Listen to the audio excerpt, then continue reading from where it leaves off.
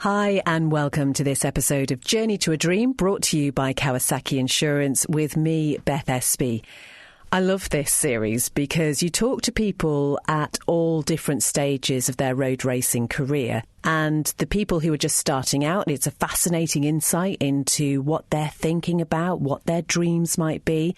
And for those who've been around for a little bit longer, then you can talk to them when perhaps that dream has been achieved. But as we know, with this sport, it doesn't end there, does it? We're going to hear now from a couple who really have had a wonderful 2024, but their sights are set on even bigger things now. So my name's Ryan Crowe and I am the sidecar driver. My name is Callum Crowe and I'm the sidecar passenger. Well, we're going to talk much more about how you became the sidecar duo that you are, but I just want to first of all start with you, Ryan. If you had to sum up 2024 in a few sentences, what would it be? Dream come true. It's just all the effort and all the work we've put in over the years to all come together in such a perfect TT. That is your dream come true, and that doesn't mean the dream's ended. That just means you're living it now. So let's carry it on until you wake up. And how long would you say that dream has been in the pipeline for? In all honesty, I was thinking about this. I would say that dream has been in the pipeline since I was about 9 or 10, probably. That would be probably about that age, yeah. And then obviously when my dad had his accident, that didn't put it off, but it kind of forgot about, sort of thing, as we didn't follow the racing so much because we had a problem, like a thing in the family to more important than racing. So it was in 2011 that the dream started to carry on again, was when we decided to do our own team, as in from the Crowe family. It was a race team to support. We had Simon Neary racing that and Tim Reeves racing for us, and then we us as a family, we kind of stepped away from sidecar racing in total for about 2 years, and then the bike that we had was kind of just sat in the workshop, so we decided to persuade the old man to let me and Callum take it at a track day, and that was the start of that. And what was the discussion like? I'm intrigued because obviously you mentioned your dad, Nick. He had that huge racing incident. It's obviously left a permanent mark on him and your family, as you say. What was his reaction to the fact that you really wanted to do this? Well, when we first asked him, could we take the bike out, since I was a young boy, they're not toys. It was all, we had toys when we were growing up. We had motocross bikes and BMXs and all the toys you could think as kids had, but he always told us then that it's not a toy. It's not like the rest of your bikes where you can have a little off. It's, you got to treat it with respect. And yeah, it was like he always said, he was never going to try and stop us from doing it or push us into it. It was, if you want to do it, he's going to support you in whatever you want to do. It's, in his eyes, it was, he either supports us in what we do and put the best machine and the safest machine underneath us, or make it harder for you to start up. You start riding on bikes that aren't so good and so safe as the one we had.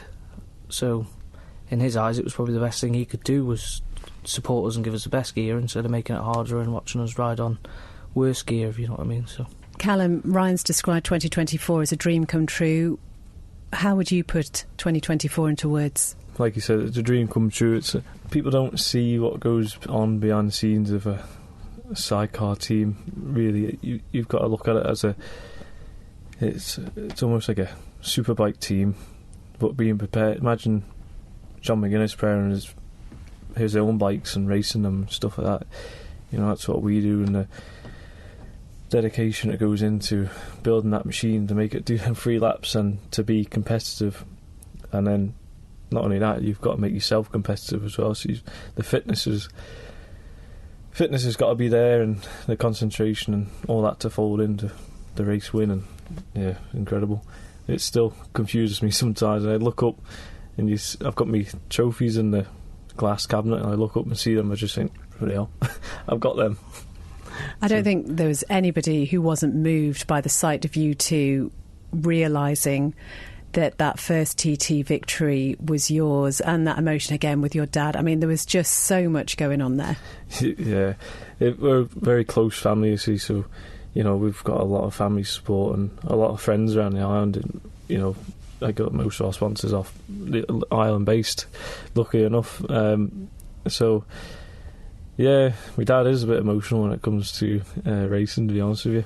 It was quite a funny one this year, wasn't it? He was sat in his living room in Ireland with his TV on, watching TT live through the practice. He wasn't with us through practice week, you see, and every day he'd ring us, and, you know, normally when we go away racing at short circuits or something, you've got to be in the kind of the family circle to get it, but it's like a bit of crack that if you don't win the race, then you're useless, and you just get, like, it's banter. It's not him being serious, it's just him being him.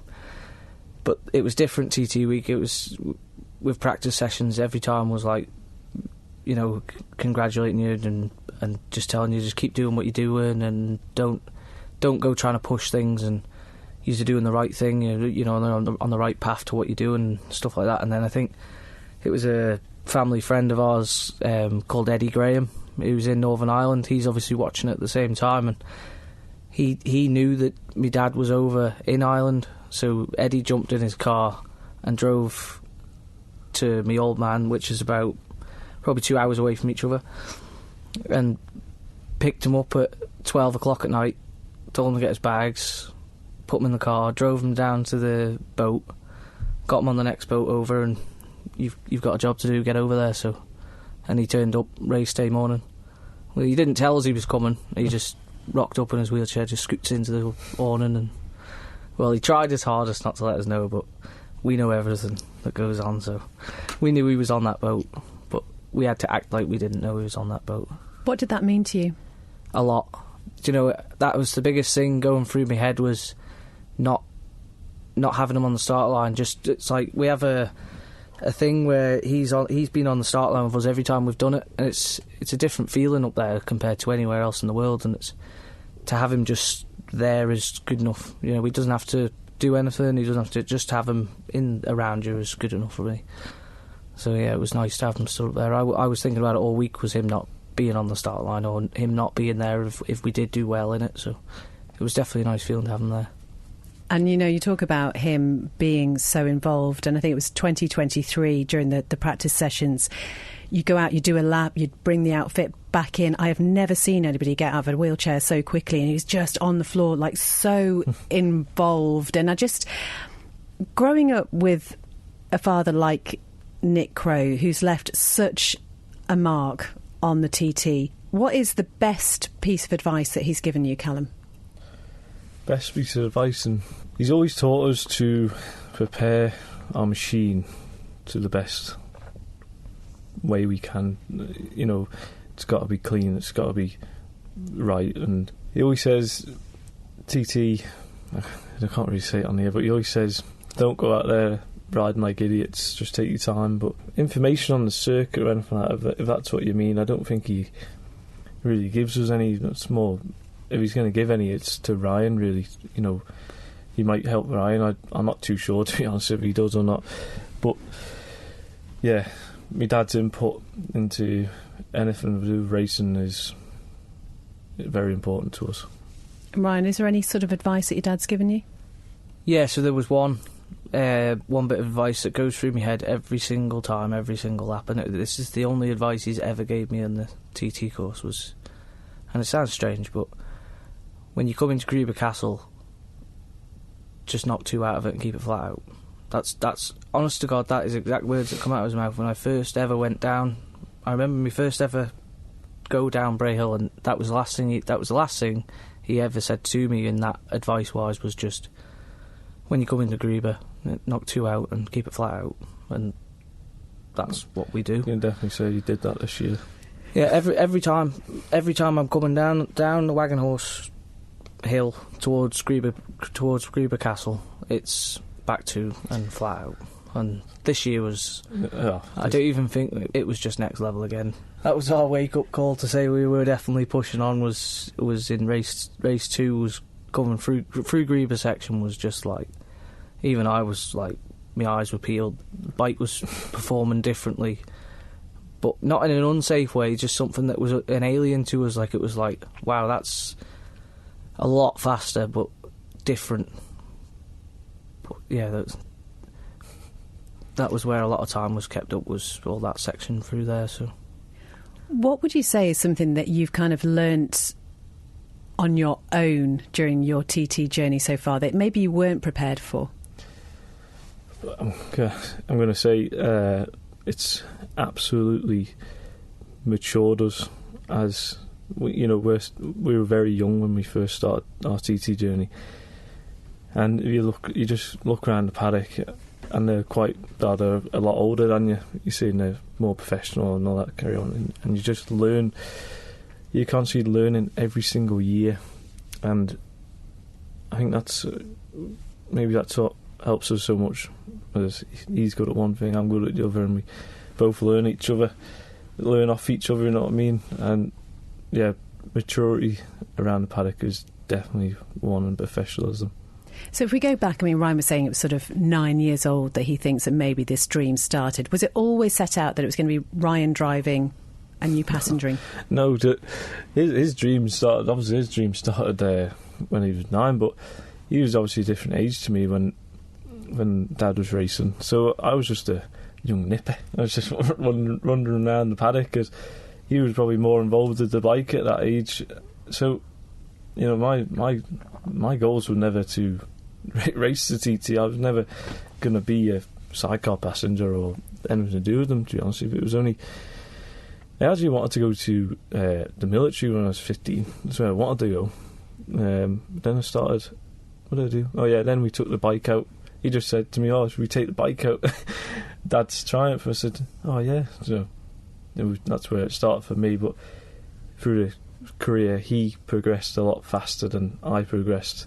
Like, he's always been the same, Ryan. If you put me in a car, you absolutely poo your pants. But yeah, so he progressed a lot quicker than I did, so I went on to a different path. He went with someone else, and I went with Mike Jackson, who actually brought me on miles. We did the British together, and then we joined back up together when I thought it was back up to pace, and we just, ever since then, we went faster and faster every time we get on the bike. And it's one of them things that when you start something together, you can't expect you both to grow the same pace as each other. So I think what Callum's trying to say is, when he went with Jacko, it was a nice pace to learn the trade and then go higher with it. But in what he means by progression is, we both ride bikes. So if I jump in on a sidecar, I know that a throttle does this and a clutch does that and a gear change does this, and I kind of progressed with it. Probably he would have progressed just as fast as me if he drove. But when you get on the back of a sidecar, what is this? Like, how do I do this? Because you can't just pull a brake and it do certain things. You can't just twist the throttle and it go faster. You've got to learn a completely new thing altogether. There's not one thing out there that's similar to sidecar passengering. You've got to put your body in certain places on the bike to make it grip or turn or stabilise itself on brakes. Or left-handers, it could pick up a bit higher, so he has to get out further, but then if he gets out too far, it can lose grip off the back wheel and then drift too much. And so it's not that he wasn't as good, it's just he had to start from nothing, as I kind of got to just, all right, a throttle does this, and just drive it and learn it like that. But he had to learn something brand new, and that's when I then went my separate way on the Triumph. And I had a few other passengers, so I had Jason Crowe, my cousin, and then I had Harry Payne, I had Mark Mayers on, and Tony Belsey. I had a few passengers getting on and just riding a bike and building themselves up. Well, Callum did the season with Jacko, and when I was riding with Harry, we were all going down to Donington Park, and I was supposed to be doing the whole weekend with Harry on the back of the bike. But then Callum obviously came because he wasn't racing, there was not much on, so there is racing on, so why wouldn't he go? And I said to Callum, chuck your levers in the van and you can do Saturday and me and Harry will do Sunday. Yeah, we'll do that then. So Harry was happy enough with that. He let Callum get on the back of the bike, and Well, the last time me and Callum ever rode together was at Anglesey, and we had a big crash. Like, I was in hospital with a snapped arm, and Callum got away lightly, but not completely. But that was the last time we kind of rode together. And then, the bike was completely written off, so we spent a lot of time fixing that. And in that time, Callum jumped on my Jacko, so it kind of went that way. So then, yeah, we got back on together at Donington Park, and it was amazing. It was like, wow, this is working real well. The bike's performing, it's fast, and we're working well together. And then we were coming down the start-finish straight, and the bike decided to just grenade itself, and the engine just into a million pieces, and it locked the back wheel up, and we ended up going down the start-finish straight, like sideways sort of thing, like flat out and then sideways. And the first thing in my head was like, why is this happening again? As soon as I put Callum back on. But no, it didn't affect it. We ended up getting all the bike done. We did the Sunday and blah, blah, blah. But then, yeah, the next time we went out was Cadwell Park, and I remember Callum's fastest lap was a 145 or something, 144. And me and Tony, I think it was, or me and Harry, we did like a 139 or something, or 140. And I thought that is fast. It's not slow. It's a fastish lap. So then me and Callum went to Cadwell Park for the second time getting back on the bike together. Well, no, third time getting back on the bike together. And we did a 138 something. And I'd gone back in. And obviously, me being me, the first thing I do is turn around and say, how did you get on? Callum, how do you feel like that? And he goes, well, you can brake later into here and you can carry more speed into there. And I'm just like, all right, okay. That's how it is then. So he's fast enough now then, so that's all right. And I'll remember that, because that was the day that we never split up again then. That's it. Nobody's ever been on the back of my bike again, other than the Chief Minister. Yes, I saw that one. His face when he came in. I've done taxi rides, but I'll never race with anybody else on the back of my bike now. And that bond between brothers, well, it can go one or two ways, can't it? You either get the brothers who don't necessarily get on so well, but are you the same off track as you are on track? I mean, is that bond between you that... It's funny when people say that, actually. It's almost like we're enemies, and when we're about to get on the bike, we don't speak to each other, we don't communicate. Even when we're on the Glen Clutchy Road and everyone stood around, we won't even look at each other. It's only when we get to no man land, turn around, shake each other's hands. We don't even look at each other then, though. No, I just put my head down, shake his hand, and then you just go.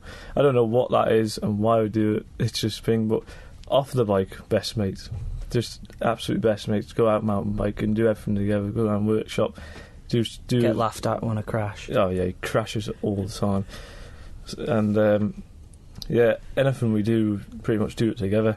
But then when it comes to the bike, we don't even look at each other when we're getting... It's the same when we're working on the bike as well, though. We don't talk to each other. I'll do my thing on the bike and he does his. And it's only when we stop working on the bike, then we talk. But it's not a bad thing, because if you were talking and having a crack whilst working on something and you forget to do something, that one bolt that you left loose could end your race. That could take your TT winner race away from you. So why would you want to take that risk? We're so concentrated when we're working on the bikes, but then as soon as the bikes are gone, we're different people again. Then we'll do anything together. From the bike we're immature. But there's that instinctive, then, it sounds like that instinctive understanding of each other, your roles when you are in race mode, and that as a sidecar pairing is important, whether you're brothers or not, isn't it? It's just really interesting what you say, actually, that it's almost meditative, that idea that you have to be completely focused on what you're doing. Oh, 100%, you do have to, yeah. You couldn't do what we do without being focused. If you've took your mind off something for a split second, it can change your life. 100%, it can change your life or end it. If you even take concentration away from the job, that's it. That's the biggest key of the TT is concentration and focus. Yeah, you couldn't actually explain to a normal human being another human being, what it's actually like to be in that position to go down Bray Hill just 5 minutes before. It's so... We always say it to ourselves, don't we? But why do we do this? Yeah. Because makes you feel sick. It like all the way up to, say, like when January comes, that's it. It's the nerves start, and then you get to TT. You get like 3 weeks before TT, and we always say to each other, "Why do we do this?" Because it makes you feel sick and you're nervous, and you just it's a horrible feeling. It is actually, I think, the worst feeling I've ever had in my life. Is the build up to it. It's horrible. When you go set your wagon up and you're just driving up to the grandstand, you just look at it and you think, oh. gives you shivers down your back, the grandstand. Every time you drive past it, it's something. It's a magical place. It is magic. Do you know, sometimes it feels a little bit like sidecar racing can go under the radar a little bit compared to the solo stuff until somebody stands on part of the TT course and watches a sidecar outfit go past for the first time. And there's something quite magical about that. And I guess from your point of view, you'll have seen that in people who maybe don't understand why on earth you do what you do, but there's just something about it when you watch it, and that must be even more so when you're part of it. Oh yeah, I remember this year, just first race when you're about to get your first TT win, coming down, I don't even know where, the bungalow, and you're just speaking to the machine, hoping praying that it's going to get you right to the finish, and trying to send in brainwaves, just ease it off. But the feeling you get when you're out there, it's just. Once, no kidding, once that bike drops a clutch and you're gone down Braille, all them feelings of being nervous and all that carry on, all just disappears. Everything just goes, and suddenly you find yourself focused into a job that you're just absolutely focused on doing the job, and everything just disappears. It is a strange feeling like that. Like he says, if you're on Glen Country Road and your bikes are all lined up, that's the nervous bit. Like, that's where you feel the nerves. But as soon as you put your helmet on, get in your bike, and he pushes me through into that first gateway where there's nobody other than the 5 bikes in the line, I haven't got any nerves as soon as I go through that first bridge. It's almost like as soon as I shook his hand, put myself in the bike, and it's strange. It feels like I know I've never been to war, but I can imagine that's how it feels like. Like you're almost like you're going for it. That's it. Like there's nothing in your mind other than what you're about to do, and I think that's my favourite feeling in the world. But then the worst bit, it's literally a bridge. It's the worst feeling in the world. You cross that bridge, it's the best feeling in the world, and you haven't even gone yet. It's a strange. I think that's possibly why they have that there, or I don't know why but that would be a good explanation to why that no man land is there. So it takes you away from the public pressure and the pressure of the TT. It just puts you in a race mode box, isn't it? You get ready to go and wait for that tap. When you've got all of that feeling before, during and after a race, I can't imagine what you two must be like post-TT. I mean, people talk about post-TT blues, but it must be quite a drop. Yeah, it's weird, isn't it? Yeah. Like, I don't even think it's really sunk into me what we did. It's strange. Obviously, like Callum says, you sit back and we're used to seeing 5 trophies on the cabinet, and they're from the old man's, and now there's 9 of them, and it's just like 4 of them are ours, if you know what I mean. They're 2 of mine, 2 of Callum's. So it's like you do look at that and you think they are ours. You know, all that hard work, but it will sink in. But I think because we're that busy-headed with the race, and as soon as TT finishes, we don't have a break. We get the bike, load it up from the paddock, go down to the workshop, strip the thing right down to the bare metal, look at what we can do to make it better. Like the bike's gone. Like after 700 we did on this year, but that was like we weren't doing it because the bike was going to get developed for TT. That was last minute. And I was on holiday, and Callum was saying, "Oh, such and such is doing the Southern now as well, and such," and it was like, right, well, we're doing it as well then. So that's when we had to go do the 700. But it was one of them. It was nice to do the Southern on both bikes. We did it on the Triumph last time and the Honda this time, and you always get, because if you come with something different, like if you come with a Triumph because nobody else runs one, it's almost like you're cheating, if you know what I mean. People accuse you of cheating, and because it's got a little bit of a bigger engine, but it's not the case. The two characteristics of performance in the engines is the Honda is the faster engine, but then the Triumph pulls out of a corner faster. But no, it's nice to take the Honda there this year, and we beat the time that we did on the Triumph, so that was nice to know that both bikes are just as good as each other around there, sort of thing. But if anything, the Honda will be better. But yeah, it'll be good to see what it does again. You talked a little bit, Callum, about we think about preparations, but just the physicality of what you do, particularly from a passenger's point of view. And again, I'm sure many people remember that you had a bit of a incident. Was it 2023? And you were obviously in so much pain, but your resilience was just off the scale, because it felt like there was nothing and nobody who would have kept you off that bike. That was a funny one. Well, it wasn't funny. No, it wasn't funny, but it was a funny story. When, obviously, it's an absolute pain to happen on the Monday. Well, it wasn't actually. If it was going to happen, it needed to happen on the Monday. It was just one of them. But when it happened, I felt, when it happened, and they got the marshals come, Travel Marshal, the first thing he said is, "You broke your femur," and I thought, that's it, my life's over. I broke my femur. Anyway, I got to the hospital, and I just knew they were going to cut my levers off. I just knew they were going to do it. And I tried fighting. They laid me down on the bench, and the doctor just got the scissors and just went, "No, I've done it now," and cut them off. But then the next day, they kept me in overnight because I actually fractured my pelvis. And the main concern is because it had an open wound. It was an open wound to the bone. The cut went straight through to the pelvis, but the pelvis was chipped as well, so it was an open bone, open fracture. Yeah, so they wanted me to rest, and he says he wanted to keep me in. And I said, no, I'm all right, I'm ready to go the next morning. So I don't know who picked me up. Anyway, I got picked up, and I think it was Paul Phillips texted me, and I texted back saying, "No, I am getting back on that bike." And he says, "Oh, you're going to have to do a medical and do this." And I said, "Yeah, no problem."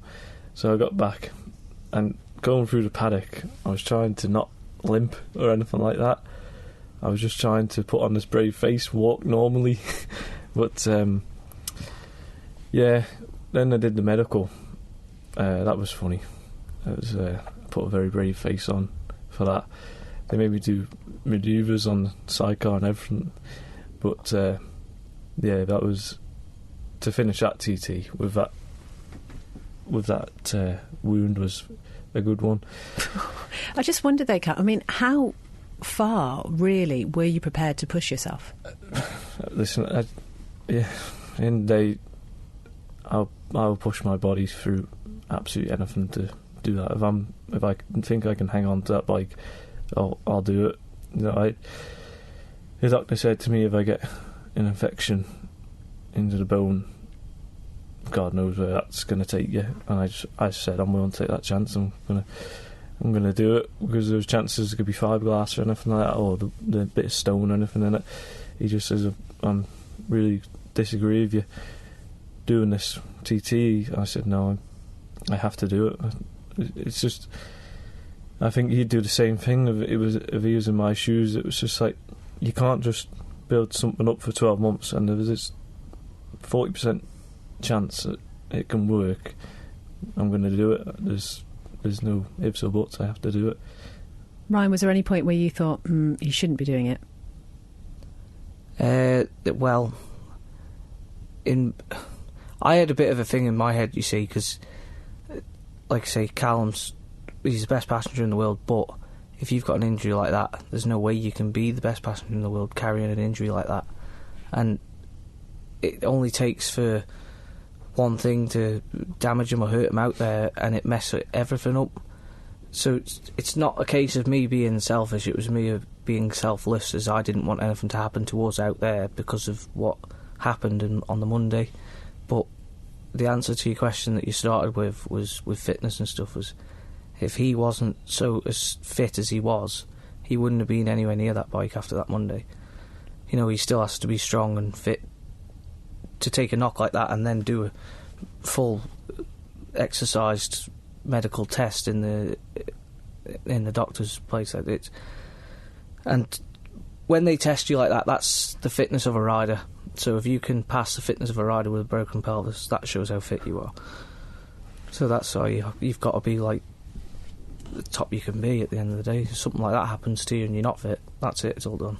And is that all fixed now? Everything's okay? Yeah, it was fixed. I mean, it was I say it was fixed. I don't actually know whether it was fixed or what. I don't actually know. I'd never actually give it time to recover, because I think we were racing again a couple of weeks after TT, and then where did we go? Southern. Did we do the Southern? Oh no, we didn't. No, we didn't. And then that's when I did the World Championship round with Ben. I said, I don't think I'm fit enough. He just said, oh, you'll be fine, you've done TT. So I did that, and then ever since then it's been fine. So touch wood, I mean, I get no issues with it. It's, we still have to be, going back to the original thing, like Ryan says, you have to be absolutely fit as possible. And I wonder if that's something actually that people don't really think about. You just watch people going out on the outfits and whatever, and you don't think about everything that goes into it. And we'll talk about sort of the finance side of things in a moment, but that sort of physicality and just, you know, you must be living and breathing this pretty much all year round. Every day, yeah. Every single day. Like yesterday, my lunch break at work, I was out on my mountain bike, and you've got to find time to do it. You've got to find time to keep yourself on it, and then you've got to find time to get down to the unit to work on your bike. You know, like this last week we've had kind of easy. It's the bike's been at somebody else's getting work done to it that we can't do, and the other bike's kind of done. So it's, you know, it's only just, we've got this week, we'll be back there again now and on full hit with the Grand Prix bike to get that ready for the British Championship, whilst the TT bike's at Dave Molyneux's. So Dave Molyneux helps us out quite a lot. He helped us out a lot this year, and with him being retired, he's full on with the bike. He's an amazing man. He's always been there, like ever since, well, before we even started racing sidecars, he was always there for us, sort of thing. As a kid, I spent a lot of time around Molly's having sleepovers and stuff, and you know, to have him now still supporting you, pushing you, and doing whatever he can to get you out there, it's amazing. And there's not many other people that can say you've got Dave Molyneux standing helping you. He was my hero as a kid. And I know people say your dad should be a hero, but I obviously always wanted my dad to win, but Dave Molyneux was always my hero in sidecars, because like when I was, like Callum said, he wasn't there, but I watched it, and I watched it when my dad was coming up and Dave was winning. So obviously as a kid, Molly's going to be a hero, isn't he? He's an amazing man. I can't thank him enough for what he does for us. So it must have been lovely for you to see him end his racing career as he did back on the podium. Oh, I'll tell you. He said it to Callum, didn't he? He said that if I can ever stand on that podium with you boys and this, that and the other, that'd be a dream come true. And that happened race 2, didn't it? That was incredible. That was. I think I was more happy for him coming in there and standing in the winners enclosure with us than actually winning that race. It was, the very, very good moment for the TT, for Dave, for the Manx in general, and sidecar racing in all. So there will be people, Ryan and Callum, listening who think, you know what, you've done it now. You've reached that top step quite literally twice this year. What else is there left to do? Why isn't that enough? You don't see Anthony Joshua winning a world title, do you, and then walking away? You've got to defend that title then, haven't you? This is what I said. So it was only the other day someone said this to me, you know, why are you carrying on? And I said, you've got to defend, you've got to go prove them now that it wasn't just a one-off. You know, you've got to prove a point there. We are fast, and we want to again take that top step. And that's where the focus is going now. We're just trying to find that extra little bit. People probably say, what more can you find on that bike? And there's always more. Yeah, we think we can find a bit more, so that's where it is now, getting some modifications done. And David Booth, the engine builder, he's doing his job as always, so I'm looking forward to seeing what he can produce for us. So we're talking just coming up to the start of December 2024. Just talk us through, obviously that's where the bike is, but where are you in terms of getting all the other support you needed, finance, which is a key part of this? We've been so supported by Haven Homes when we first started the TT journey. And another massive thank you goes out to Haven Homes, Dave Lewis and Billy and Newton. We wouldn't be where we are without what they did, so they're not on the bike anymore. They've stepped away now, and that was always kind of the thing, that they would do it for a few years and then they'd step away. But so it's a big thank you goes out to them at Haven Homes for backing us and getting us going. But then obviously when we went our separate ways, we had a meeting with Chris Kelly at Kell Properties. He owned Kell Truck as well as. So Chris and the team at Kell Truck and Kell Properties, they stepped up and said, we'd like to be the main sponsors for yous and blah, blah, blah. So we've had a good relationship with them, and that does carry on again to 25 with Kell Properties and Kell Truck. We've also got Positive Energy, which is a UK firm, but the owner is Manx. Well, he's from the Isle of Man, and he's been very, very supportive of us. We have got another top sponsor joining for 25, which is part of the group, but I don't want to mention any names yet until it's revealed. But that again, that's going to help us out a lot. We plan on doing the British Championship next year as well, so that's an extra cost of what it is. But we strongly believe in how we can progress and how we prepare and how we present our team. We can attack anything, really, if you know what I mean. It's one of them things to be. If you can be British champion and Ironman champion in 1 year, that would be even better again. So let's see if we can go for that. Do you ever worry about how much you've spent on this? Oh, do you? Yeah, it is a massive expense. But there's another thing I was going to say was, if there's anybody out there in the world and they have a dream, you cannot sit and think about your dream. You're never gonna live your dream thinking about your dream. You've just got to go out and tackle that, chase it, no matter what it takes. You've got to go for it, because if you get to 60 years old and you're still thinking about that dream, you will feel like you've wasted your time. And I strongly believe it. If you live and breathe and you have a dream, just go and get it, or put 100% of your effort in to go and get it.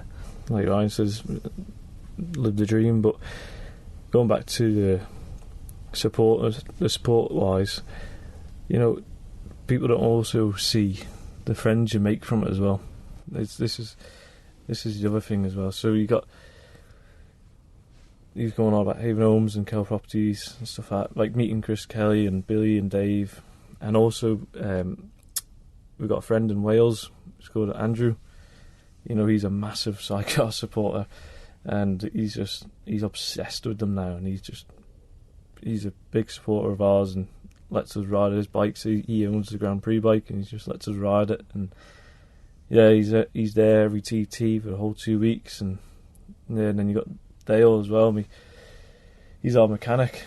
He's a local man, and again he's just become this obsession of. He's a clever man. So, but then the person that you always have people around you, and there's the true the sponsors who come up and they're obsessed. And the thing is one of them's called Mickey from Electrical Design Solutions. He's a massive supporter as well. He jumped on board in 2022. Yeah. I think it was, and ever since then he's just been obsessed. He's, how you getting on, boys? And he's up the grandstand with his kid, and he's got the team wear on, and does all the electrics and the awning and stuff. It's quite funny how, like, you do grow a proper friendship thing with it.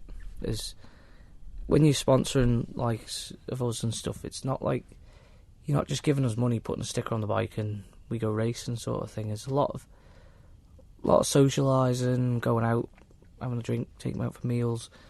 You grow your friendship and trust together. Like Mickey now, he started off being one of the support sponsors along the bottom of the bike, and now I would say he's like one of the top sponsors we've got. He puts, like, then again, every day TT week he's up there. He comes up the week before TT, fully, like, kits the awning out, lights, sockets, everything. He goes down the workshop, fits out new lights so the bikes have got proper lights over them so you can work on them in a proper light. It is good. Like, like Cal said, the friends you get and you meet and the people you meet. We started doing motocross when we first ever started bikes. And obviously when you're in motocross, you have your favourite person in motocross. And mine was always Ricky Carmichael. It was always him. He's an amazing person. He's just, like, everything he's ever done has just been heroic, if you know what I mean. He's just a beast of what he does. And after our win, we were in the did the presentation. We got our trophies, stuff like that, and we were walking off the stage, and just pulled the curtain back to go down the steps, and stood right in front here is Ricky Carmichael, and I just couldn't speak at first. I was like, and he says, "You absolute pair of legends" to us two, and it's like, hang on a minute, I think you've got that mixed up a little bit there.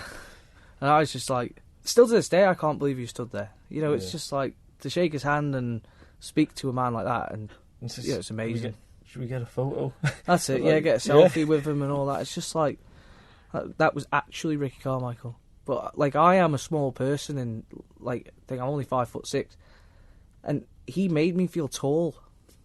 But then he can jump on 450 motocross bikes, 250 two-stroke motocross bikes, and ride them like they're nothing. But, like, if I got one of them, it'd throw me off the back of it.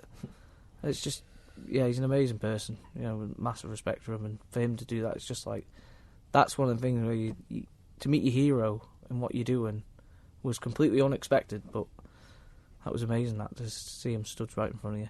But how does it feel that you two are the heroes of some people out here listening to this now? And, particularly think about the younger generation who might be thinking, oh, perhaps this is for me. I mean, you are just wonderful ambassadors for this sport. Incredibly down to earth considering what you've achieved over the past year. And you'll walk down the street and people are like, oh, there's the Crowes. How does that feel? I get it quite a lot when I always have it, like, I wind the kids up on my local estate. It's like, I'll pull up and they all come running over, and you just have a bit of crack with them and stuff like that. And there's one kid come up and I've not met him before, and he goes, "Oh, are you one of the Crowe brothers?" And I was winding him up. I went, No, I'm not one of the Crowe brothers. And he went, "What are you doing driving Crowe brothers' van then?" Like, shouting at me. And I was like, "Oh, I've just borrowed it. And he goes, "Well, I think you should give it back to them. They won't be very happy about you driving their van." No, I told him in the end that I was Ryan. But no, it's quite cute. It is cute, and that's exactly how we would have been when we were kids, though. Running up to, like, John McGuinness, and my mum's got a picture in one of her photo albums of me sat on Joey Dunlop's shoulders watching the bikes and stuff, and it's just like, it always does. It takes its cycles through life, and maybe one day when that kid that came up to me on the estate, you never know, he could be the next TT star, and kids will do it to him, and he'll remember that. It's just a massive cycle, and it is good. And if I ever meet anybody, I'll always find time to speak to them. I never fob them off. If I'm busy, I'll always find time to speak to them, signing pictures, anything like that, taking pictures, taking selfies. That's the stuff that people will always remember. It's the little things. It's the little things that count, not the big things. Yeah, but if there is anyone out there who does want to start up racing, or they don't know where to go, or they're struggling with some kind of racing ability or whatever, we're always there to show any supporters we can and give them some advice. We're not, don't be afraid to give us a message and see if we can help in any way. That's, we had a lot of support when we first started, and we know what it means, so we'd like to give it back some kind if we can. Yeah. We are still your local Jurby boys from the Isle of Man.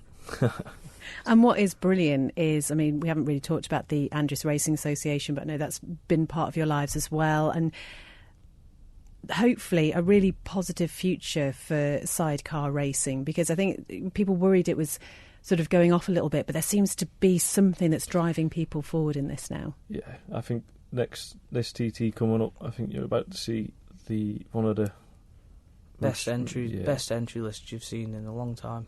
Yeah. And that must be something that you just look on with a mix of pride and relief as well. It is. We always like, so the sidecars in general. There's two. Like, what would you say it would be?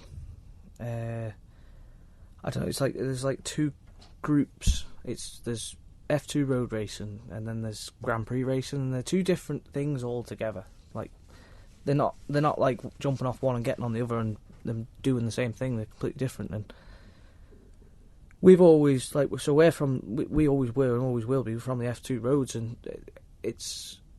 we want to be with them sort of thing. As we've done this now, that they're the same now as the F1 paddocks. A lot of the World Championship riders and stuff, they're all buying F2s and making plans to come to the Isle of Man for racing. And this year alone coming, there's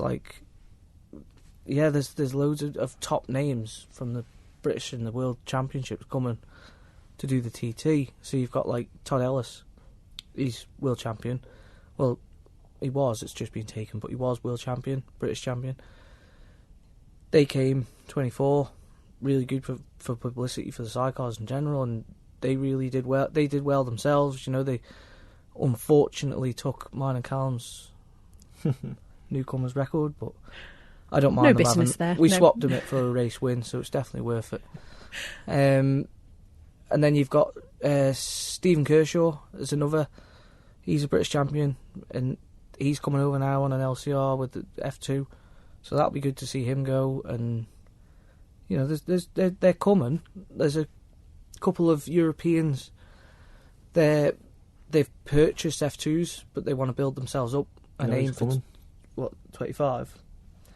So there's Ted Peugeot, he's coming, and you've got Paul Iglesias. There's loads of them coming. There's loads of people coming, and it's good for the sport. We need more entries at the TT. Just makes the class bigger. It's going to perform better. And let's be honest, it's the biggest event in any road event.